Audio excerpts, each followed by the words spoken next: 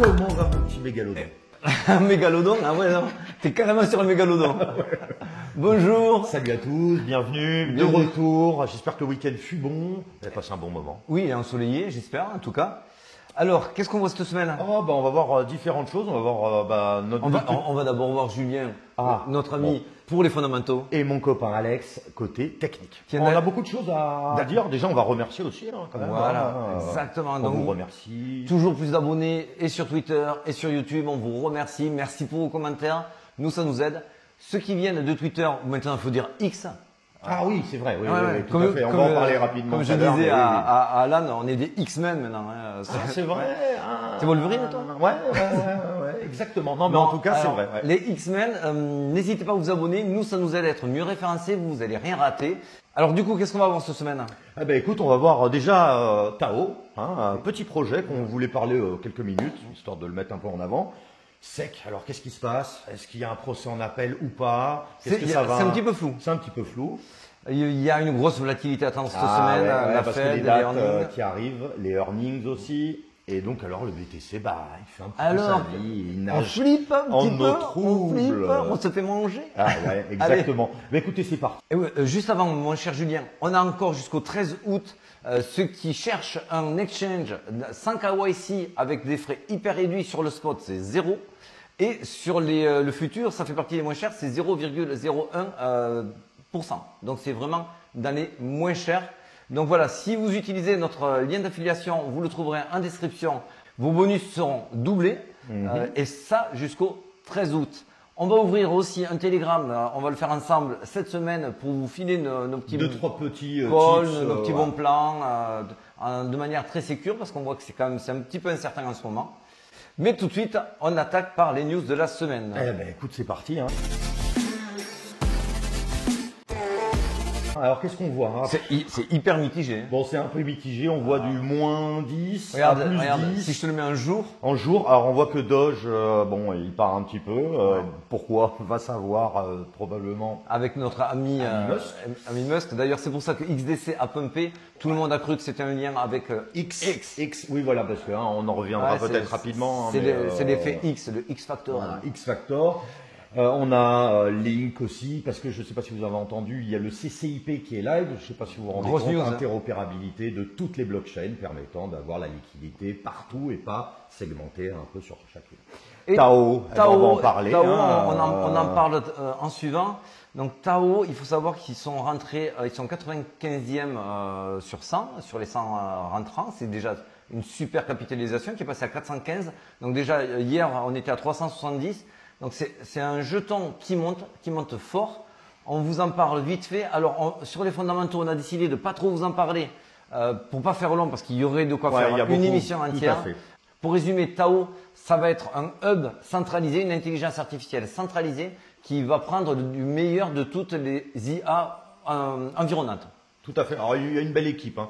On a vu qu'ils sont à peu près 15 sur LinkedIn. Ils sont 2 fondateurs plutôt chevronnés de chez Google, il y a du IBM et autres.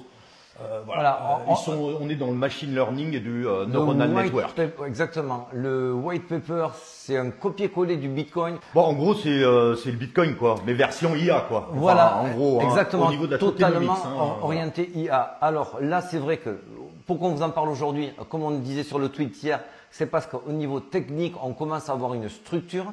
Alors, on a trop peu d'historique. C'est vrai que ça, c'est un peu. Moi, ça me dérange un petit peu ce côté pas d'historique, ce qui ne veut pas dire qu'il ne va pas pumper. Attention. Exactement. Tiens, là d'ailleurs, je me suis trompé. Je vous ai mis les couleurs rouges à la place du vert et inversement. Donc, vous ferez vous-même la traduction.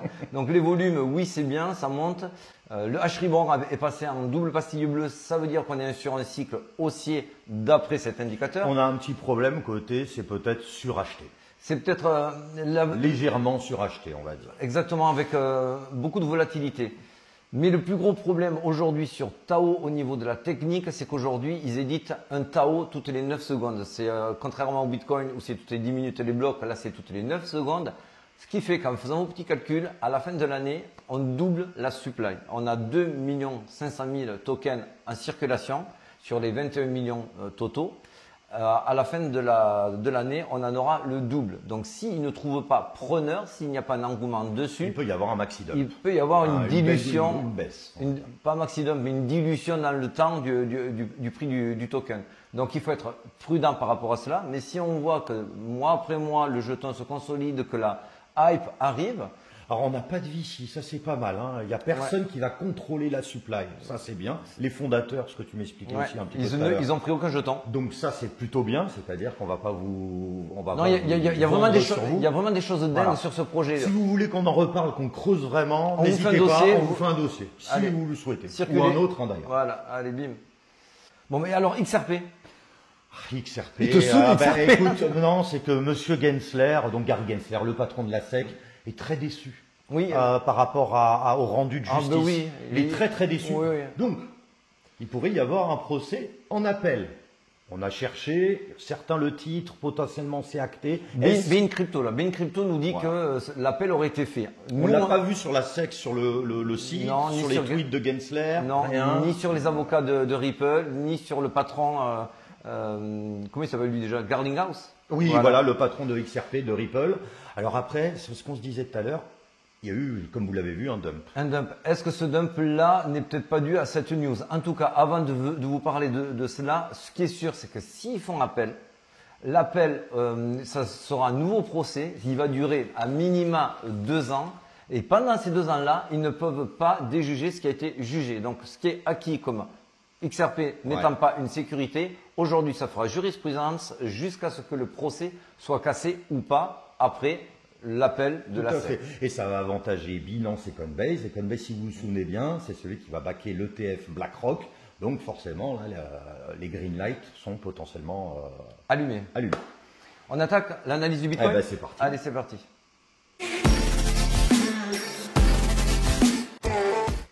Alors là, le Fear and Greed Index, on s'en bat les couilles. Ouais, parce que on s'en bat les couilles. On s'en bat les couilles. Oui, parce que n'oubliez jamais que le Fear and Greed, il est du jour d'avant. Voilà. Donc malheureusement, le dump, ça a été ce matin, cette nuit même. Voilà.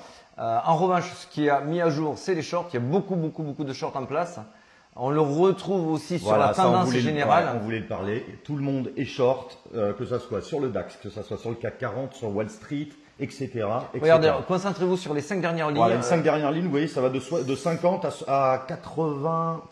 Voilà, on a une grosse majorité de rouge, ça veut dire une grosse majorité de shorters, ils sont bearish. Ouais. Donc on peut se dire, waouh, le marché est en train de se retourner. Non, attention, au contraire, nous on adore ça. Oui, il faut toujours faire le contraire de ce que vous voyez là sur le Daily FX, qui est un sentiment majeur. Là, le marché ne va pas leur faire plaisir. Non. Aux majorités de personnes. Le marché ne fait jamais des cadeaux. Le marché ira cueillir là où il y a le plus de monde à cueillir. Tout à fait. Une petite balayette là derrière le genou là. Voilà, exactement. Dans tous les cas, ça sert. J'ai bien fait. Ah ouais, une petite balayette. Ouais. Alors, ce qui est intéressant en revanche, pour vous montrer non plus que ça y est, on va à la cave, j'ai lu des 20 000, ça y est, 15 000. Oui, mais si c'était vrai, les long-term holders, la supply, elle diminuerait drastiquement. Oui, directement, parce que là, on est quand même à 14,5 millions. Là, au millions 23 juillet, on a quasiment 80% de la supply qui est holdée sur du long terme. Tout ça pour vous dire que si le marché se retournait, on l'aurait vu depuis longtemps sur les long-term holders qui auraient débagué fortement. Aujourd'hui, ce n'est pas du tout le cas. Ça continue encore à être holdé de plus en plus. Donc, oui, on vous l'avait dit sur les vidéos antérieures, il va y avoir des mouvements, ça ne va pas aller to the moon en ligne droite, bien sûr, il y aura du moins 10%, donc ça, on y est préparé. En revanche, on est toujours dans un canal haussier, on le voit qu'il a rebondi une fois, 2 fois, qu'il aille rebondir une 3e fois, c'est pas un problème, ça fait partie du plan, parce que le plan pour l'instant reste haussier, tout est au vert pour l'instant et aujourd'hui on panique à chaque fois qu'on perd 5-7% sur le jeton, ce qui n'est même pas le cas, là on a perdu 3%. En tout cas voilà, les objectifs ici, on voit qu'on peut quand même aller descendre, toucher le canal du bas, à savoir 28 300, ça correspond également avec un arrêt, on vous le montrera. Pour nous c'est sain, il n'y a pas de souci à avoir avec cela, ça fait partie du plan. Si on veut se faire plaisir et qu'on regarde en intraday, c'était la semaine dernière. Semaine dernière, on vous avait dit il y a de fortes chances qu'on aille Rex qu'on aille liquider les longueurs, on va dire. Exactement. On s'est occupé des longueurs en 1. Voilà, donc vous voyez là où c'est en vert, tout cela ont été sortis avec toutes les mèches qu'on a fait et surtout la dernière mèche qui est venue calmer nettoyer tout le monde. En revanche, la pression est en train de s'inverser puisque maintenant on voit que c'est les shorters qui sont en train de s'exposer de plus en plus. On le voit, on a tous ces bonhommes à aller chercher et on a une imbalance au-dessus de ces traits violets, je ne voulais pas tracer. On devrait quand même aller y refaire un tour, t'en penses quoi? On va y aller fortement faire un tour, que le marché se retourne ou pas. Alors nous, on n'y croit pas qu'il se retourne, mais qu'il se retourne ou pas, il n'ira jamais au sud sans aller venir récupérer tout ce beau monde-là. On ne le voit pas faire gagner tout le monde. Non. Les points d'arrêt cruciaux sont... Alors vous voyez ici, on a un nœud, on a travaillé beaucoup ici, donc c'est logique qu'on ait un arrêt à 29 000. Va-t-il tenir, va-t-il pas tenir? S'il ne tient pas, on redescend sur un autre arrêt à 28 200, 28 300. Rappelez-vous, ça correspond à notre ligne ici, 28 200. Donc ça peut avoir du sens, il ne faut pas avoir peur de cela. Aujourd'hui, on a les indicateurs qui nous donnent toujours à la hausse. Il faut savoir quand même que fondamentalement, les ETF sont en cours d'approbation. Pour nous, on sent que ça va être fait à la mi-août. Parce qu'à mi-août, tout le monde sera en train de siroter son petit rosé avec peut-être tous les deux à la paillote. Ah bah oui. Ouais, bon, il était déjà sorti. Ouais, oui, ça. Non, on ne le dit pas ça. Et donc, ça aurait du sens qu'ils soient accordés, ces ETF, au moment où il n'y a plus personne, à discrétion, ce qu'on sent depuis longtemps. Les 29 000, est-ce qu'ils vont être tenus? C'est une question qu'on se pose.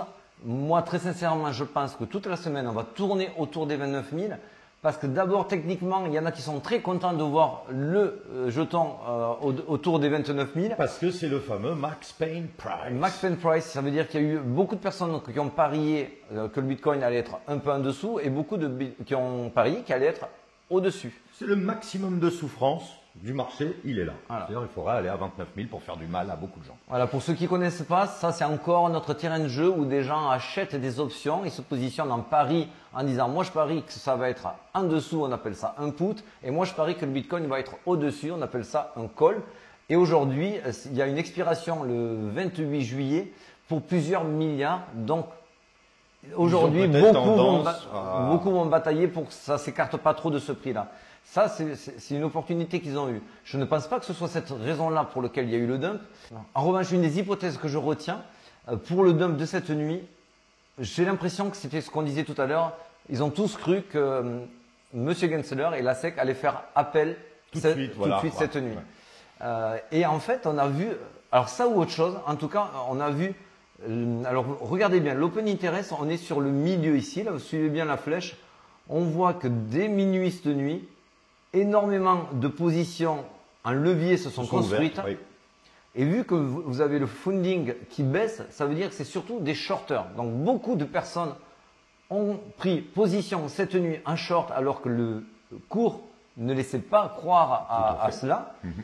Et du coup, derrière, effectivement, on a vu que ça a dumpé. Donc, est-ce qu'ils ont anticipé une décision? Est-ce qu'ils ont anticipé la Fed en fin de semaine? En tout cas, on voit qu'il y a eu quelque chose qui a été pricé dès cette nuit. Et s'il n'y a pas une vraie nouvelle qui a catalysé cela. Oui. Et il n'y a peut-être aussi aucune raison. Pourquoi pas? Pourquoi pas? Et si c'était juste... Est-ce qu'on pouvait l'étayer? Regarde. Est-ce que ça serait peut-être juste les whales qui voulaient acheter un petit peu moins cher et qui sont revenus rebaguer pareil et qui sont repartis? Là-t-il pas, regarde pas qu'est-ce que je t'ai trouvé, dis donc. Ne me dites pas si vous aimez l'accent, je sais que c'est non. Hein. Alors, regardez, quand ça commençait à dumper, donc là on parle de ce matin 9h. Donc là on est en position 1. En position 1, on voit que les whales débaguent. Ici on voit que les big whales débaguent aussi. Ça fait paniquer tout le monde, ça fait vraiment plonger le cours. Ils remontent en position 2 ici. Et les whales rachètent en position 2 leur même bague. Et les whales, les big whales, alors vous, peut-être vous ne le voyez pas aussi bien que nous. Il y a un petit peu plus. Ils en ont racheté un petit peu plus. On a fait une petite culbute. En gros, pour conclusion, qu'est-ce que ça veut dire? En gros, ils ont vendu à 29 800 et ils sont en train de racheter à 21 100. Voilà. Donc ils se sont fait un petit peu d'oseille. Un petit peu d'oseille. Et pour les big whales, pour les grands comptes, pour la smart money, ces pourcentages-là, c'est du caviar parce que c'est fait en très peu de temps. Ouais. Pour nous, on est encore sur de la manipulation. Le marché n'est absolument pas en train de se retourner. D'autant plus que On vous le redit. On irait quand même bien chercher là-haut au nord, quand même. Enfin, de toute façon, c'est ce qu'on s'est dit. T'as des Burj Khalifa à aller chercher quand même. Il y a énormément d'argent. Dites-vous, dans tous les cas, on ira chercher les 30 jusqu'à 31. Jusqu'à 31 000. On ira si le marché se retourne. On ira quand même récupérer cette liquidité-là. Et si on va aux 32 000, ce qu'on pense dans les semaines à venir, ils iront également les chercher là. Aujourd'hui, ils essayent de se rebaguer à pas cher. Et c'est pas fini parce que cette semaine, on a quand même beaucoup de volats. On a beaucoup de choses. Hein. On a beaucoup de choses. Donc déjà, on a mercredi 26. Allez, je te le mets. Ça va être carrément la Fed, donc les taux d'intérêt. Donc ça a été quasiment pricé. On allait regarder sur CME Group. Allez, regarde, je te l'ai mis. 99,8%. Hein, extrêmement rare hein, d'avoir un consensus total. Oui, totalement. C'est-à-dire que celui qui a parié à 0,2% que ça augmente pas, là, il est en vacances, bourré, en Thaïlande, et on essaye de le réveiller. Mec, tu vas te faire un Rex. Non, mais un truc comme ça. Non, ça c'est vrai. Donc, ce qu'il faudra bien suivre, on pense que ça sera 0,25 points en plus. Ça, c'est pas très grave. Je sais déjà pricé. Ça fera un peu de volatilité. Par contre, écoutez bien la minute de la Fed, ce qu'ils vont dire pour la suite. Ce qu'ils vont dire, est-ce qu'on arrive sur un plateau, etc. Parce que forcément, d'autres augmentations nuiraient énormément. C'est bien plus important d'avoir la vision de la Fed sur les semaines à venir et les mois à venir avec la minute Fed que juste d'avoir le résultat de quelque chose qui est pricé par tout le monde. Si vous disent on va continuer à les augmenter, etc., ça va faire monter le dollar, vous connaissez la chanson, ça fait baisser le Bitcoin, exactement. etc. Et derrière, on a aussi le PIB-US qui est un petit peu plus bas, ça va déranger aussi le dollar, etc., etc. Ça montre que le côté bullish du Bitcoin peut être en effet ici. Et les earnings, alors là c'est la totale aussi, hein. On a du Meta, on a du McDo, etc., du Verizon, du Philips, etc. Donc là vous avez un petit peu les earnings pour ceux qui savent pas, c'est les résultats financiers. C'est les résultats financiers des grands groupes. Forcément, s'ils sont bons, ça fait augmenter les cours, et s'ils sont très mauvais, ça les fait baisser. Donc c'est un petit peu catalysant, il y a beaucoup de choses en même temps. Donc voilà. Alors pour vous résumer. Oui, accrochez votre ceinture. Ça il va y avoir de la volatilité. Tout à fait. Ça ne veut pas dire que ça va peut-être être rapide, hein, pas obligé de rester 3-4 jours. La vie des tontons, c'est qu'on va certainement fluctuer entre 28 500 et 30 000, notamment jusqu'à ce que ces options expirent, que les earnings fassent ce qu'ils ont à faire et que la Fed raconte ce qu'ils ont à raconter. Puis la rivière va reprendre gentiment son lit et suivre son cours. Donc ça, on se donnera rendez-vous semaine prochaine pour vérifier et valider tout cela. Exactement. Et sur ce, voilà. Allez, la bise les amis, ciao, et bon courage.